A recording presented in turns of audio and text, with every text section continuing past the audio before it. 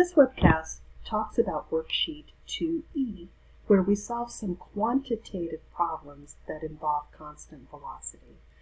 Now, this worksheet is organized by types of problems to help you spot some of the patterns in them.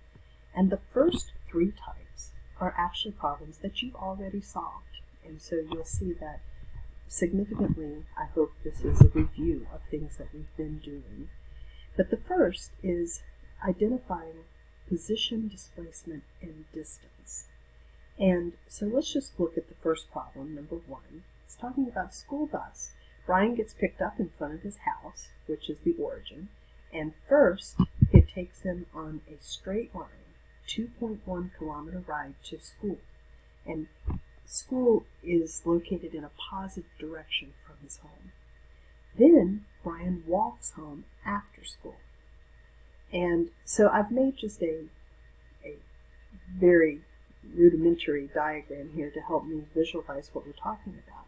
But the first question says, what is the position of the school? Well, the school is 2.1 kilometers away from Brian's home, and it's in the positive direction. So the position must have a coordinate of 2.1 kilometers. Then I want to know in part B, what is Brian's displacement on the walk home? So the displacement should be the final position during that walk minus the initial position. Well, his home is at the origin, so the final position when he walks home is 0. But his initial position for that walk was the school. And so final minus initial says that his displacement during the walk home was negative 2.1 kilometers. Then it says, what's his displacement due to the combination of the bus journey and his walk home? Well, so again, displacement is always final minus initial position. His final position at the end of the day is his home, which is the origin, and he started at his home that morning. So his total displacement for the combination trip of bus trip and walk is 0 kilometers. And then the last question says, well, so what is the distance that Brian traveled for the combination bus journey and walk home? Well, here we have to add the absolute values of the displacements of the two parts of this trip. So on the bus ride, he had a displacement of 2.1 kilometers. The absolute value of that is 2.1.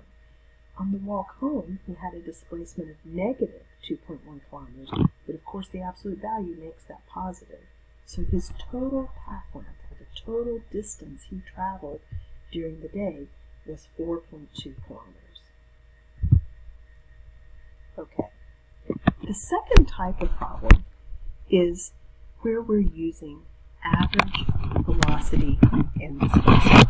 And the basic formula here is that, and I'll put this in red maybe, is that the average velocity is the displacement divided by time. So therefore, in number 4, we're looking at a rifle, and it launches a bullet horizontally at a constant speed of 1,200 meters per second. So we want to know, how far does it go in 5 seconds? Well, for this question, we want to solve that basic equation to get displacement. And so the displacement is the velocity times time. Now, in this particular problem, we're lucky. The units are, both quantities were given to us in standard units.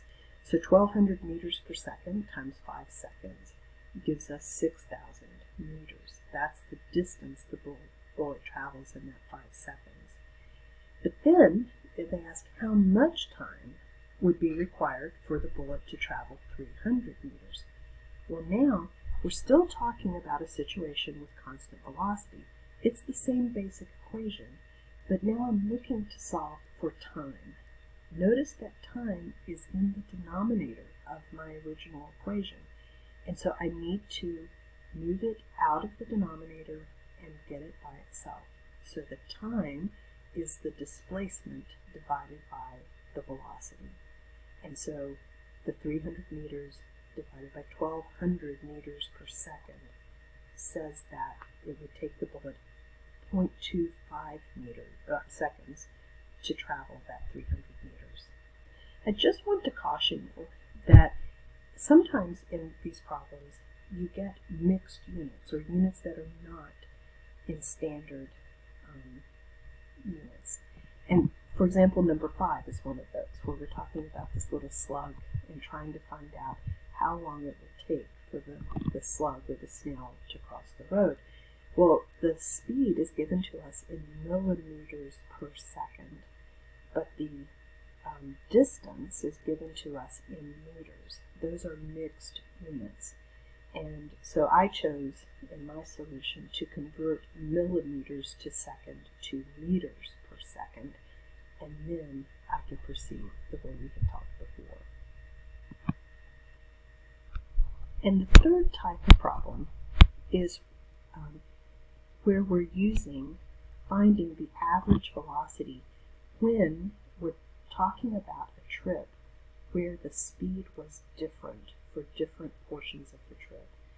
And you may recall that you are not allowed to take the velocities and average them.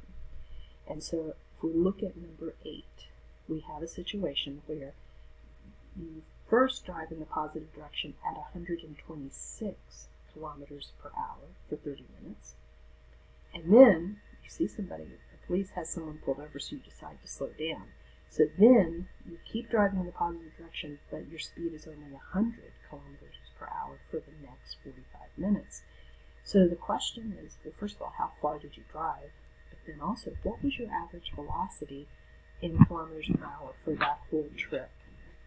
So to answer this question, we have to find the displacement of each portion of the trip so that we can add them up to find the total displacement divided by the total time. That will give us the average velocity for the whole trip. And so displacement is the velocity times time. And I can do this for the part A of the trip and then also for part B of the trip. There's a minor unit concern here with the units. They've given me the speeds in kilometers per hour, but the time in minutes. You may already have known, or if not, you could do a unit conversion to figure out that 30 minutes is 0.5 hours and 45 minutes is 0.75 hours. But just make sure, though, that you do put the time in the same units so that the time units cancel. So doing that, and I find the displacement for each portion of the trip and add them up. The total displacement was 138 kilometers. Then I can find the average velocity for the whole trip. It's that total displacement divided by the total elapsed time. So the 138 kilometers divided by the half an hour plus the 3/4 of an hour. And I get 110.4 as the average kilometers per hour.